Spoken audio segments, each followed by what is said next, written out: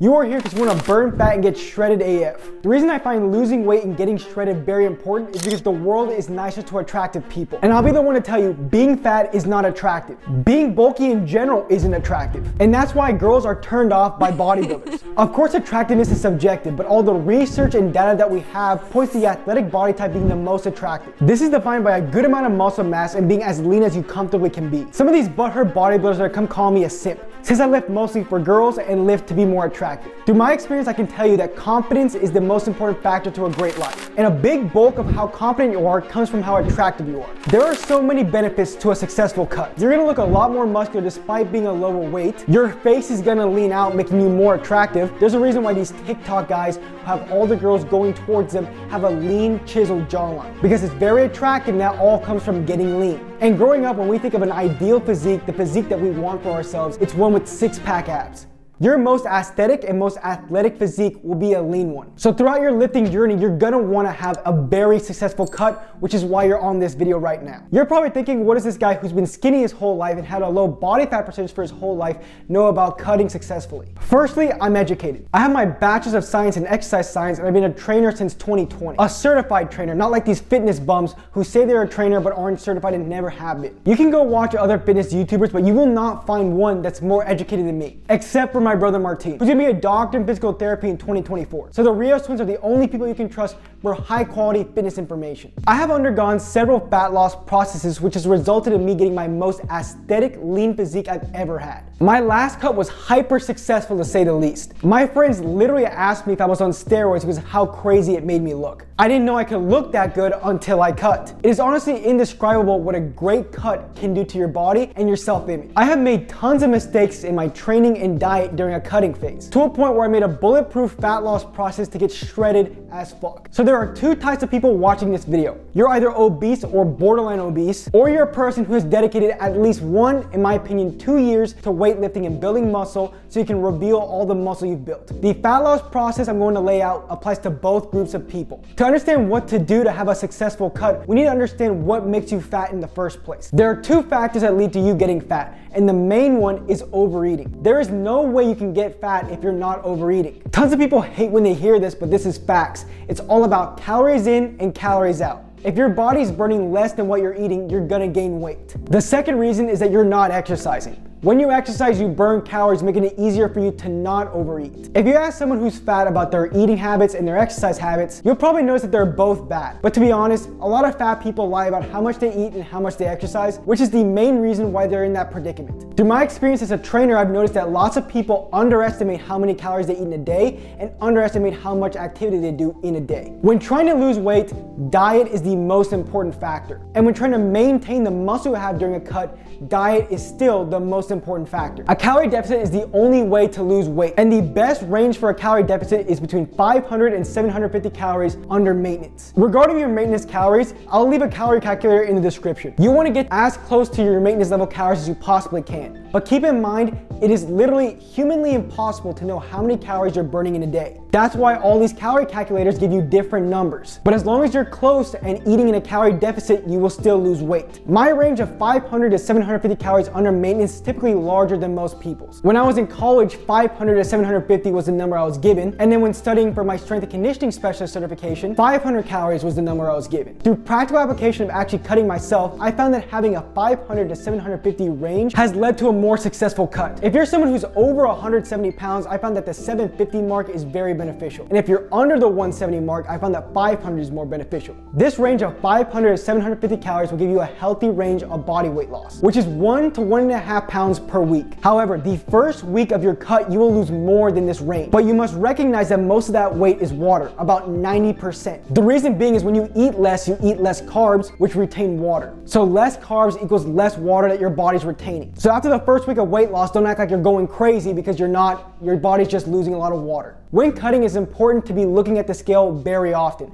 I recommend every day. Because if you weigh yourself every Monday of the week, if you didn't lose weight, it'll take you a whole week to recognize that. So you're eating wrong for the whole week when you could have spotted that problem earlier on if you weighed yourself every day. Weighing yourself every day is a really useful tool if you have the right mentality. When you're cutting, your weight is going to fluctuate a lot. There are so many factors that impact how much you weigh on a daily basis. So just keep track of how much you weigh every day and don't let the fluctuations impact you. And if the weight's not going down, that just means you have to either eat less or exercise more. You guys don't have to be so strict on the calorie counting. Just like how it's impossible to know what your maintenance level calories are, it's impossible to know how many calories you really are eating on an everyday basis. I've had successful cuts weighing my food, and I've had successful cuts not weighing my food. It really is up to you. I'm cutting right now and I'm weighing my food, but through my hyper successful cut, which I did a few months ago, I didn't weigh my food. No matter what your answer is, when you're cutting, it is vital that you're counting your calories. If you're not tracking your calorie intake, it will be very, very difficult to hit that calorie deficit that you need to burn fat and get shredded. But getting shredded means you have a lot of muscle mass. You can lose a bunch of weight, but if you still look skinny, you're not gonna look aesthetic, which is why protein is the most important macronutrient when cutting. When I talk about bulking diets, I say all the macronutrients are created equal. But when you're cutting, protein is by far the most important. During your cut, the NSCA recommends you have 1.8 to 2.7 grams of protein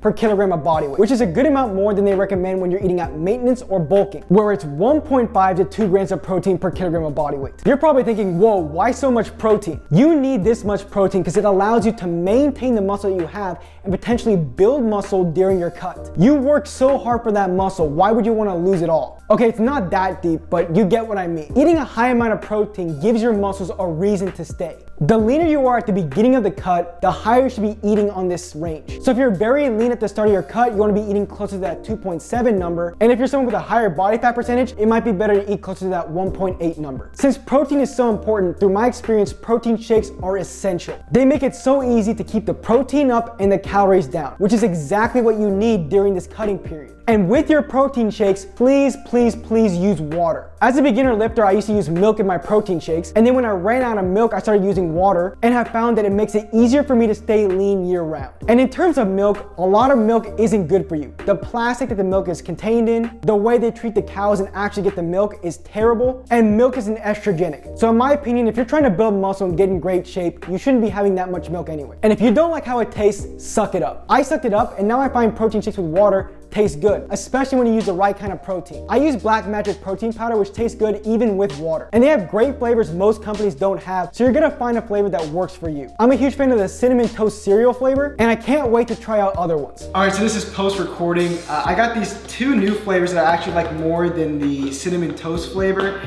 This cookies and cream flavor is like super good, and so is this chocolate PB Puffs.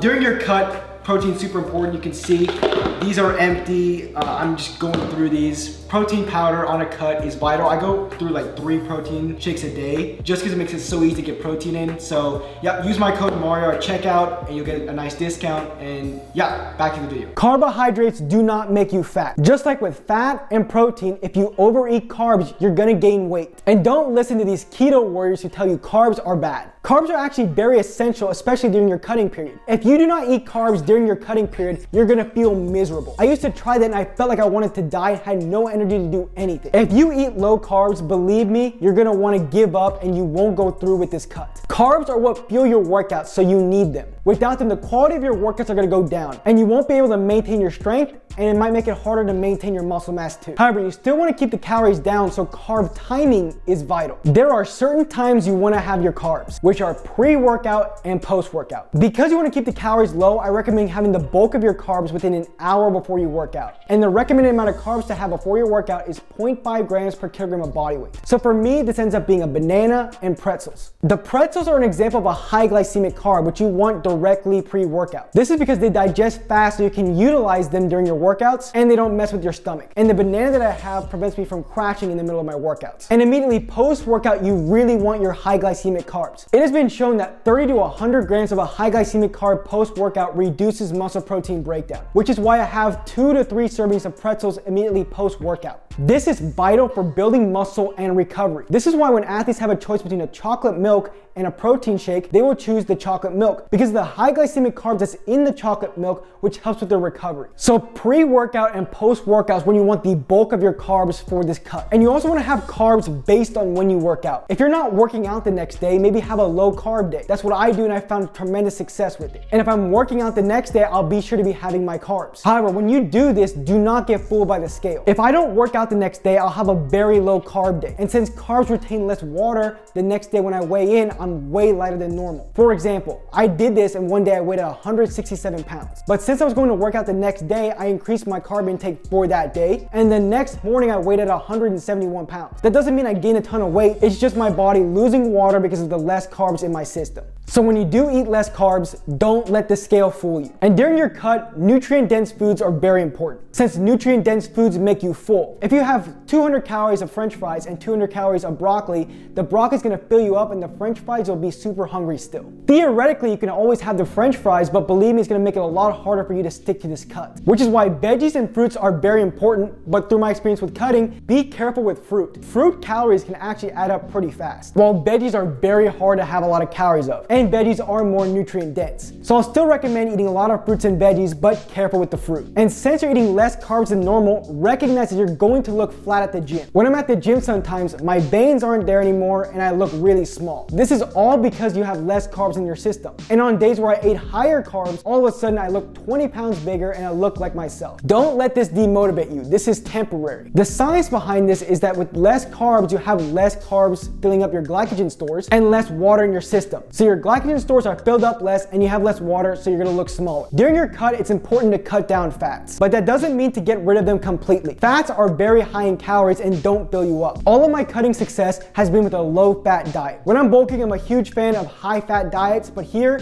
keep it low. You can experiment with higher fat diets, but through my experience, carbs should be the priority over fats. This calorie deficit should last between 8 and 16 weeks, plus or minus 4 weeks. I say plus or minus because some people are a higher body fat percentage and need to cut longer than this period, and some people are lower so they need to cut shorter than this period. I don't want you guys being so strict to where your life sucks. I hit 100,000 subscribers during this period and my parents got me a cake, and I ate some of that cake. It's okay to do that. I personally adjusted on that day. I did a little bit more cardio and ate a little bit less. But that's me being super dedicated because at the end of the day, I'm a fitness YouTuber. Well, you guys, it might be better just to get back on track the next day. This cutting period should not be stressful, but actually should be fun. Seeing the weight go down, seeing your abs come in, seeing your face lean out is super crazy. And you never thought your body could look this way. Stick to this diet plan, you're gonna have great success in terms of muscle retention and fat loss. To truly get shredded, you have to have a great training plan, which is centered around the right kind of exercise. Cardio is the best short-term solution in terms of weight loss, but I found that weightlifting is the best short and long-term solution. Please understand, cardio by itself will not make you look shredded. It'll just make you look skinny and scrawny. A great shredded physique has a base of muscle mass. Muscle is active tissue, which means at rest it burns calories unlike fat. So weightlifting and building muscle is great long-term for weight loss because the muscle mass you add on will make your body burn more calories at rest. The best exercise strategy for getting shredded is cardio supplemented with weights, with weightlifting being your priority. Cardio is not at all necessary when getting shredded, but through my experience, it was one of the biggest reasons I got shredded. And I figured this out by accident. I'm actually a personal trainer in real life and I had to park super far away based on certain circumstances. And because of that, I was walking so much. And then all of a sudden I started getting lean almost by accident, just because I increased the amount of steps I was doing on a daily basis. Walking is by far the best cardio to lose weight and get shredded because it's low impact, so it preserves a lot of muscle. It's low intensity, so you can do it every day.